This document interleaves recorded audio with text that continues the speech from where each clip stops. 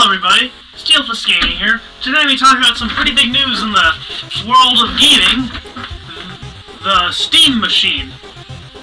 And this is something that I've heard about a while ago, and I think it could be pretty good news, and I'm optimistic about it this time around. So what is the Steam Machine? The Steam Machine, a lot of people think it's new, but it's actually pretty old. I remember around 2016 or something, Alienware made their own Steam Machine, so this idea has been around for a while, but now they're really doing it for real. And basically what it is, it's a computer, but it has a Steam OS operating system, which allows it to be basically 100% power towards games rather than a bunch of other stuff. So it might be more efficient, which is pretty cool. And I'm just gonna talk about it in this video. Now, the Steam Machine is gonna be anywhere from $500 to $1,000, which is pretty expensive. I remember when consoles used to cost like $300. But keep in mind, this is an entire gaming computer you're getting, and it's gonna be way cheaper than a gaming computer too, because if you look at most desktop gaming computers, they are over $1,000 easily. It'll be hard to find a good one under $1,000 because so many. I mean, the RAM prices have gone up completely insanely. I was at Best Buy the other day, a few weeks ago. There were 64 gigabytes of RAM, and guess how much it was? 900 United States dollars. Unbelievable! I mean, seriously.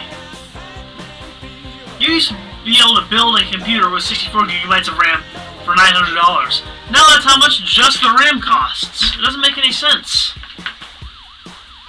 So it's going to be nice to have a computer that comes pre-built with Steam in it, and it's going to be cheaper and more budget-friendly than a regular computer, or even a regular console.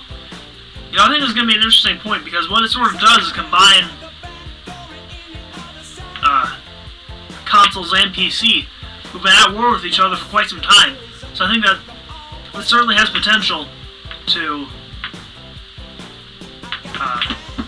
sort of find some middle ground where you get the price of the console with the performance of a computer. Not to mention getting away from Windows, because I used to love Windows. Specifically Windows 7, because it's just nostalgic for me, because it's what I used growing up. But Windows 11, here's the thing with Windows. They keep making more operating systems, but then they don't change anything. In fact, they make it less optimized the way it feels, because that's just the way software works. It gets more fancy while getting harder to run, so how fancy is it really if the hardware just gets more slow just to look a little bit better? So yeah, that's my thoughts about Windows, and I seriously think Windows could do a better job, because I think they should have just kept Windows 10, because the whole thing with Windows 10, maybe Windows 11, I don't know, it was going to be the last operating system they were going to make, and they're just going to update it, which they could have done with Windows 10 or Windows 7. I mean, they could have done with any number of Windows, but they decided to, hey, you know what? Let's just get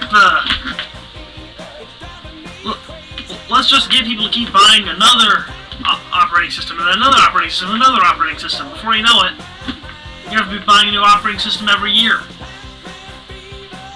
So I think the Steam operating system is going to be pretty cool. I never personally used it. It's actually a thing. It's already out there, I think, with the Steam handheld and the older Steam machines. So, I think it's certainly going to be interesting. And I'm going to go over the specs for it now.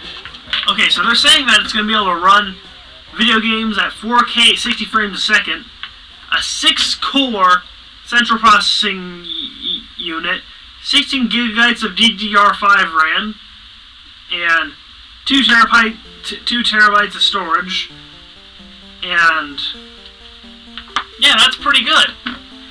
So, this is pretty much a high-end gaming PC that Steam is making for less than $1,000, it seems like. Which I think is seriously going to change the industry up.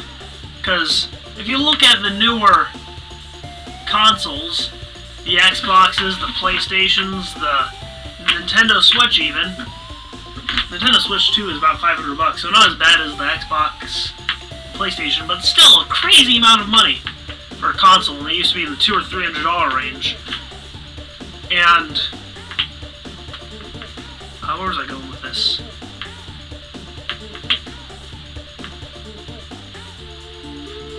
This is going to be a lot cheaper, basically.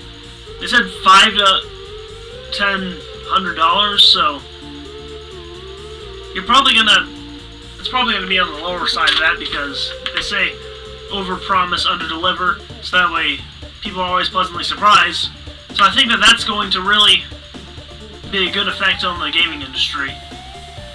I'm probably not going to get one because I have a PC, but I think this is going to be a good step in getting video games more accessible to people with a budget.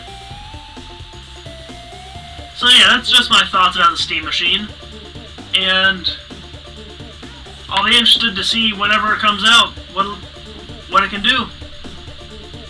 Yeah, I remember they made one a while ago with Alienware, and I'm excited to see basically what the upgraded version of that is.